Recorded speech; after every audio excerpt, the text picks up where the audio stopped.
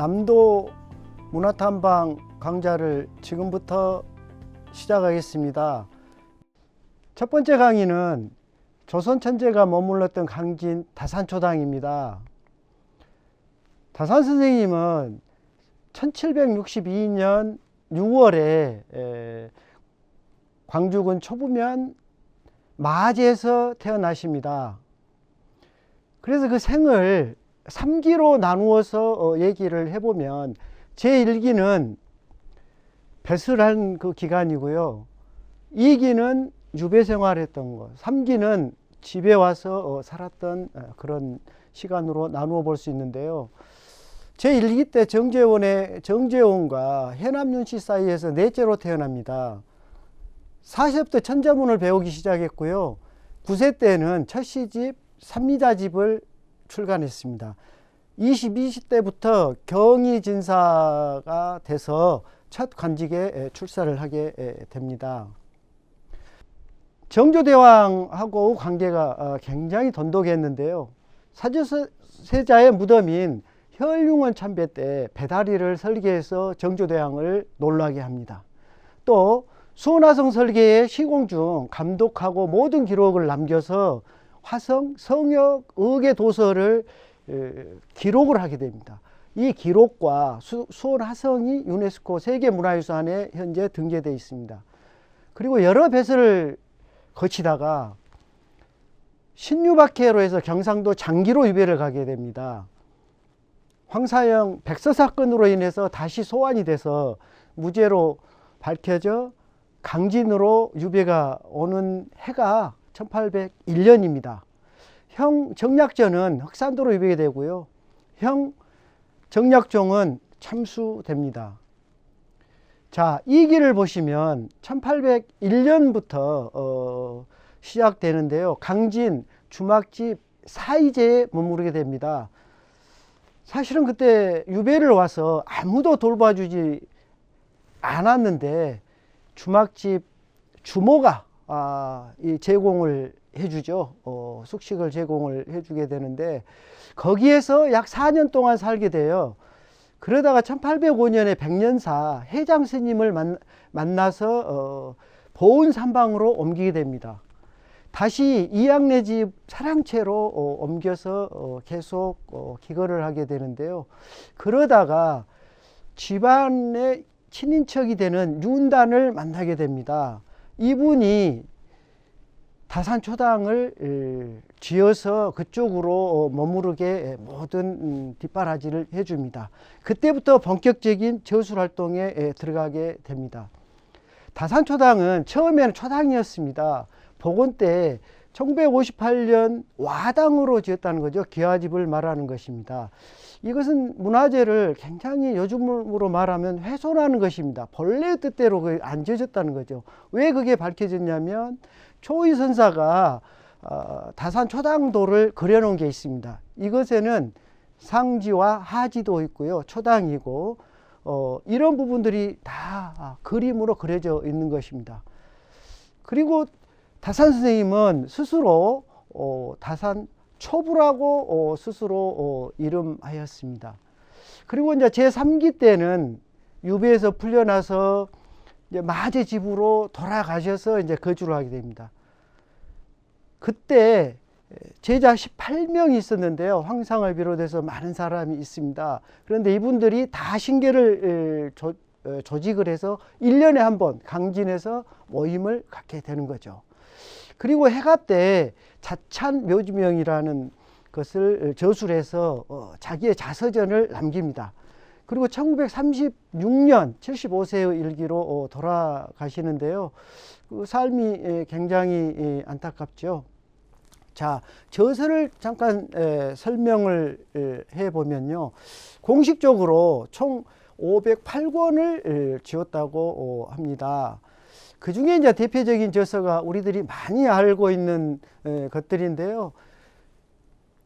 자, 목민관의 자세를 적어놓은 목민심서, 법률적인 것을 적어놓은 걸 흠음진서, 경제적인 내용을 적어놓은 게 경세유포, 의학계통을 적어놓은 게 마과해통, 그리고 논어를 해설해 놓은 게 논어 고금주, 아방광역고라 해서 지리적인 것을 기록을 해 놓은 책입니다.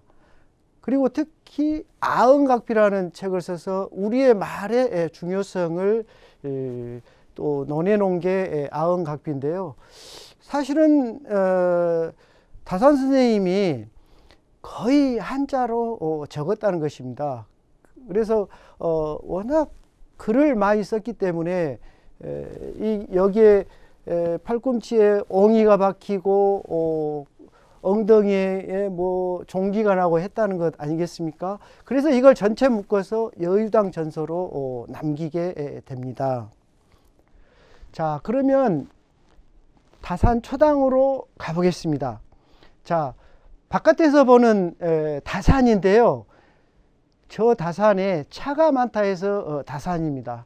그리고 귤동이라는 마을이 있습니다. 자, 여기에 이정표가 있는데요. 이 귤동이라는 이정표가 되겠습니다. 그래서 지금은 이제 많이 개발하고 했지만은 그때 당시만 해도 엄청난 오지였겠죠. 자, 여기에 보면 조감도라는 것이 있습니다. 더 상세한 걸로 보시겠습니다. 자, 여기에 보면 귤동마을이 있고 그 위에 다산초당이 있습니다. 올라가서 그 옆에가 백년사라는 절이 있었습니다. 그래서 다산 선생님은 해장 스님과의 교류에서 불교학에도 굉장히 심취하게 됩니다. 자, 정호승 시인님이 이 길을, 올라가는 길을 뿌리의 길이라고도 했습니다. 이 뿌리 얽혀 있는 게 인생사하고 거의 비슷하다는 것을 표현한 것입니다. 자, 좀 더 원경으로 찍어 봤습니다. 자, 올라가는 길입니다.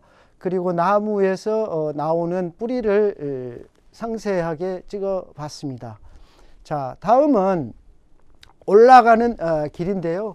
그때 당시에는 이런 나무들이 없었다고 해요. 다만 조그만 관목 정도는 있었겠죠. 그러나 지금은 이제 나무들이 커서 굉장히 울창하게 됐습니다. 자, 멀리 다산초당이 보입니다.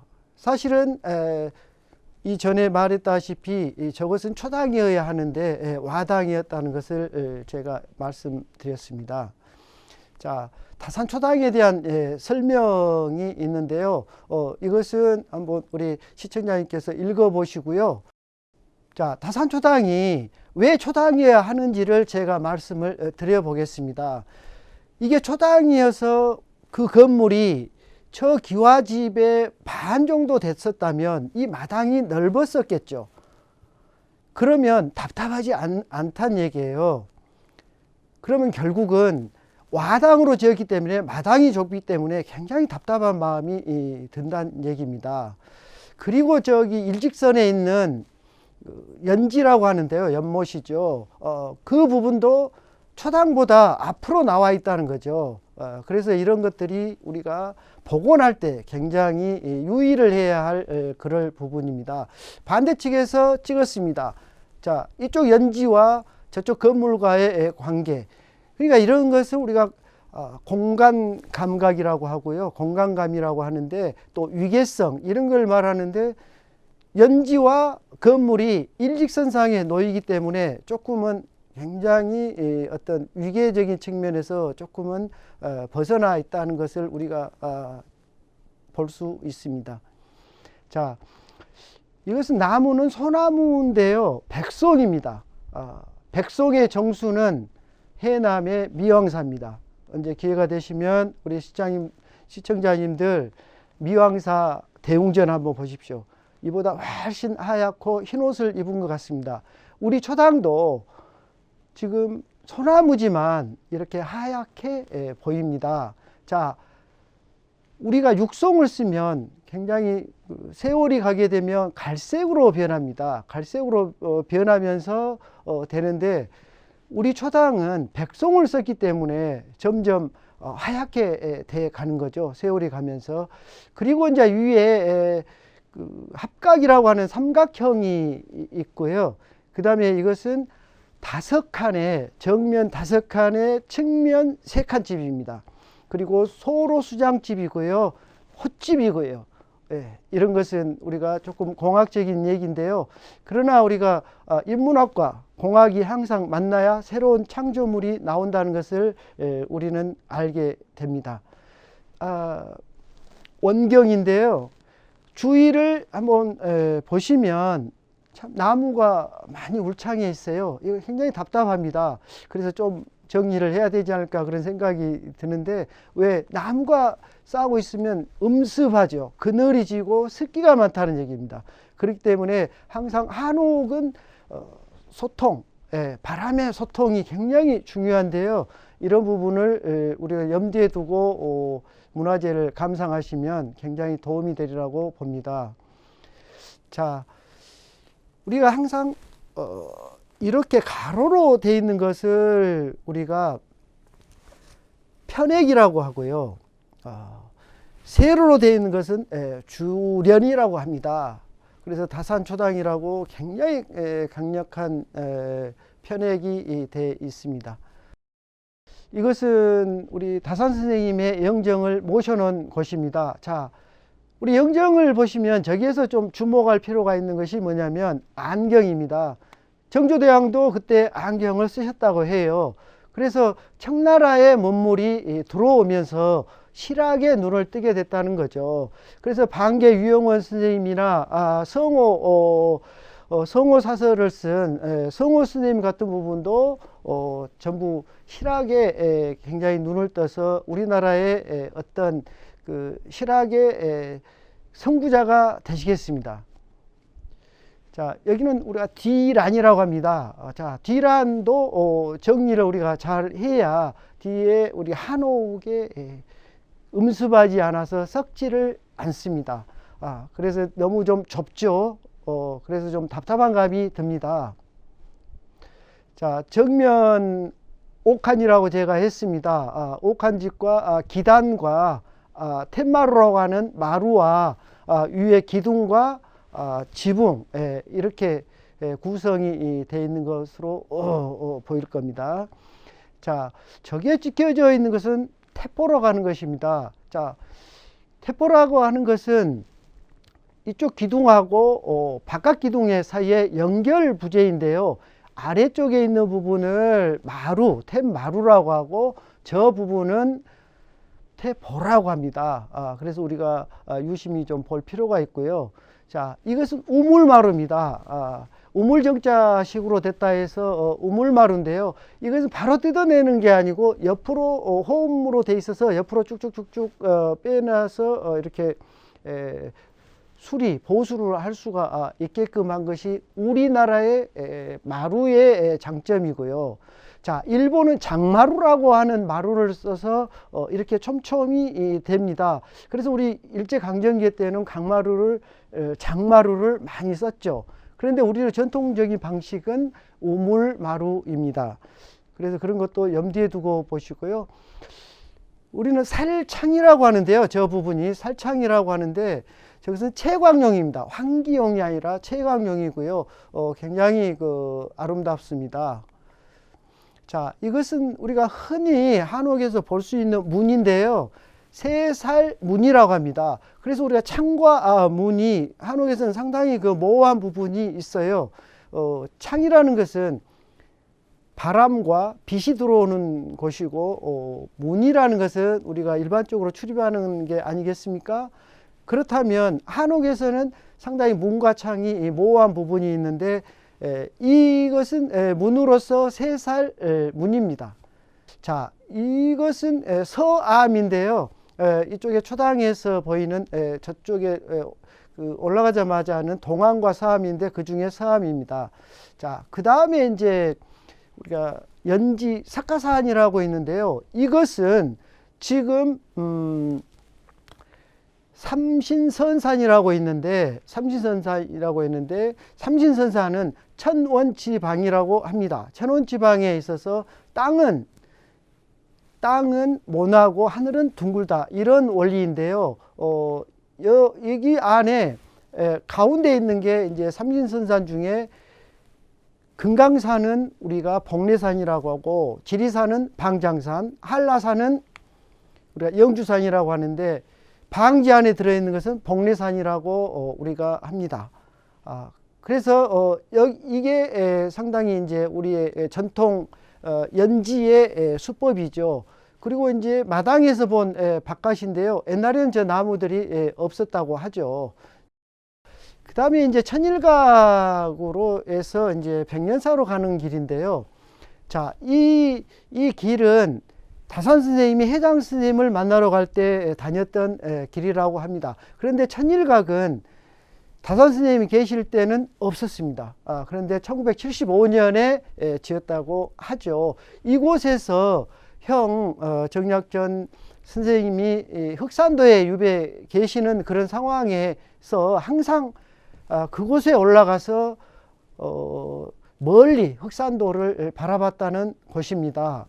자, 이 정자가 되겠습니다. 당초에 정자가 없었는데 저곳에서 다산 선생님이 멀리 흑산도를 바라보았다 해서 그 애틋한 마음을 살려보자 해서 정자를 지은 것입니다. 자, 그래서 이제 동암인데요. 다산 동암이라고 이제 이렇게 있는데, 그래서 다산 동암이고 옆에는 이제 보정삼방입니다. 보정삼방, 보정삼방이라고 이제 되어 있습니다. 그런데 이제 아까 제가 말씀한 대로 이렇게 하는 것은 편액, 이렇게 하는 것은 주련이라고 했는데요. 여기는 이제 정석바위입니다. 정석바위인데, 정석바위를 다산초당에서 제1경으로 잡은 곳입니다. 그래서 정석바위의 정석은 다산 선생님의 이름 앞에 정씨를 따서 정석을 새겼는데요. 다산 선생님이 이곳에서 제일 확실하게 사셨다는 것을 증명할 수 있는 게 이 한자라고 합니다. 그래서 우리들은 이 바위에 새긴 정석 글자를 제1경으로 치고 있고요. 자, 이게 좀 근경으로 잡아봤습니다. 그래서 직접 새겼다고 합니다. 그래서 상당히 의미가 있는 글자가 되겠습니다. 자, 그 다음에 자, 약천이 있는데요. 약천은 제2경입니다. 사실은 산에 약초들이 많고 차나무들이 많기 때문에 약수가 나왔다 그래요. 실제로 이 약수를 먹고 병을 고치기도 했다는 것 아니겠습니까? 그래서 우리가 약천을 제2경으로 삼았고요. 그래서 좀 더 상세하게 찍어봤습니다. 아주 조그만 뭐 구멍이라고 할 수 있는데요. 우리가 이런 곳에서 이런 것을 보고 그때 당시에 이렇게 해서 어떤 우물의 역할을 했구나를 알 수가 있고요. 자, 좀 더 내부를 들여다보면 물은 아주 적게 나옵니다. 하나 이 약수의 효험은 굉장히 컸다고 합니다. 자, 다음은 다조입니다. 제3경이 되겠습니다. 다조. 이곳에서 정약용 선생님이 차를 마셨다고 해요. 정약용 선생님은 술을 마시는 민족은 망하고 차를 마시는 민족은 흥한다고 하셨습니다. 그만큼 우리 조선사회에 차의 맥을 형성하신 분입니다. 물론 초이선사도 계시지만은 차에 대해서 굉장히 일가견이 있다고 합니다. 자, 이 다조가 또 그때 당시 그대로 바위인데 여기에서 앉아서 정말 그 유배에 갔던 그런 시름을 이곳에서 사귀지 않았을까, 그런 걸 생각을 하면 참 이런 것을 봤을 때 세월의 무상함을 좀 느낄 수가 있는 거죠. 다시 한번 제4경의 천원지방의 원리가 들어있는 연지를 보시겠습니다. 이 연지야말로 한옥마다 많이 적용이 되고 설치가 되어 있는데요. 우리 운조로에 나중에 이제 나올 것입니다만 운조루를 보더라도 굉장히 거기는 큰 방지가 있습니다. 하나 여기는 굉장히 그 축소지향 쪽으로 적게 연지가 되어 있고요. 안에 복례산이 되어 있습니다. 그래서 저 복례산 자체를 우리가 석가산이라고 합니다. 그리고 저 안에 이제 잉어를 키워서 그 잉어의 상태를 보고 다산 선생님이 날씨를 예측했다는 것 아니겠습니까? 그래서 얼마나 참 애롭고 하면 잉어들과의 어떤 교류에 의해서 그런 것도 감지했다는 것이 굉장히 마음을 아프게 하고요. 그 다음에 이제 천원지방이라고 했는데 저 방지 아래에 하지가 있었다는 것입니다.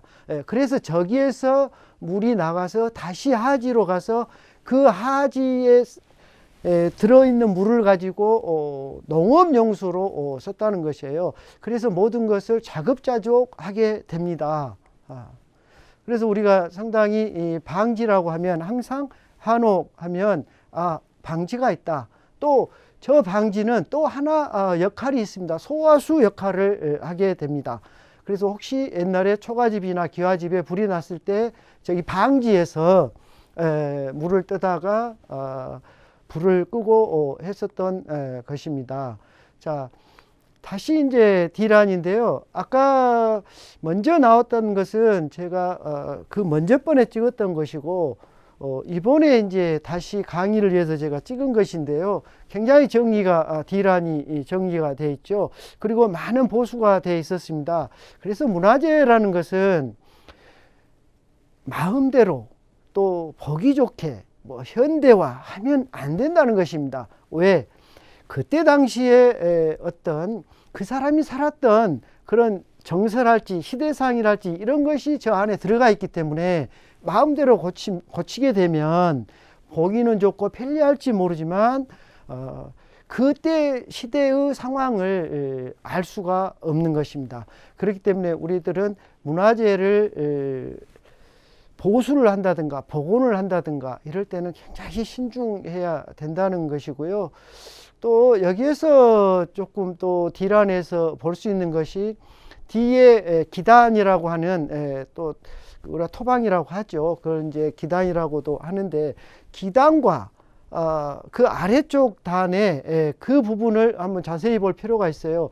항상 그 기단은 저 처마에서 안으로 들어와 있어야 되는 겁니다. 그런데 여기에 보면 보수할 때 조금 어떻게 했는지 모르지만은 기단이 약간 처마보다 밖에 나가 있어요. 이제 그것은 뭘 의미하냐면 위에서 처마에서 떨어지는 물이 튀어서 나무를 썩게 할 수 있다는 것이죠.